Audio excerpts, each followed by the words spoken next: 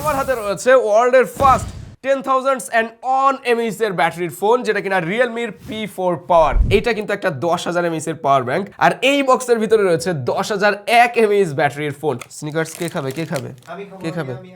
না এখন না। এবার তাহলে ফোন আনবক্সিং করার পালা। আমি অলরেডি ফোনটা দেখতে পাচ্ছি, এবার হাতে নেওয়ার পালা। ও ভাই, এইটা কেমনে সম্ভব? এই ফোনের ভিতরে 10,001 mAh এর ব্যাটারি, মানে এতটা স্লিম অ্যান্ড লাইট ওয়েট একটা ডিভাইসের ভিতরে মনে হচ্ছে কোয়াড কার্ভ ডিসপ্লে দিছে। হ্যাঁ রাইট, কোয়াড কার্ভ ডিসপ্লে আছে।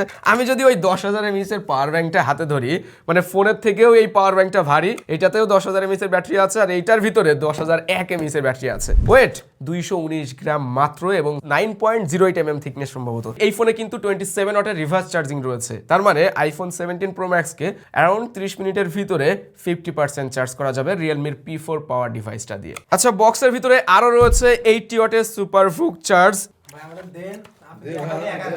মানে তোমরা কি মাথা খারাপ নাকি? মানে আগে গুছাই ফোন নিয়ে কাজ শেষ করে খাবার দেখলে মাথার কাজ করে না তোমাদের? এই ফোনটা দিয়ে কলে কথা বলা যাবে 72 ঘন্টা প্লাস, এবং যারা পাবজি গেম খেলেন বা BGMI গেমটা খেলেন তারা 11 ঘন্টা প্লাস গেম খেলতে পারবেন। তাছাড়াও ইউটিউবের ভিডিও দেখা যাবে 32 ঘন্টা প্লাস। এগুলো আসলে অফিসিয়াল ইনফরমেশন। আমরা এখনো পর্যন্ত ব্যাটারি নিয়ে কোনো টেস্ট করি নাই, কিছু টেস্ট করে রিভিউতে আপনাদেরকে জানানো হবে।